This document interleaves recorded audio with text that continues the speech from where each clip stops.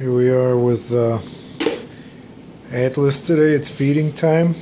You can see he's patiently waiting, and that's what we're working on, is self-control and eye contact. That's very important when feeding. So I'm going to bring it over, and I've been working with him for a little while. I'm going to get him to sit and be calm. Let me get that eye contact. Yep.